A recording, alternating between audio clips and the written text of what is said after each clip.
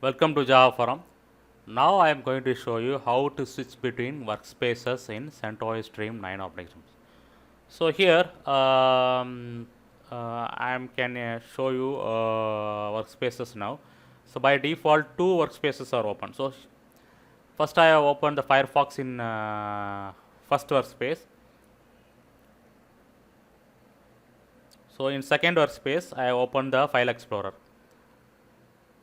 So third workspace is automatically generated. So I open the terminal, Genome terminal in third workspace. So you can drag and drop the application to workspace. So in fourth workspace, I am dragging drop the system monitor. So in third workspace, I have drag and drop the text editor. Second workspace, I have drag and drop the calculator. First workspace, I have drag and drop the disk usage analyzer.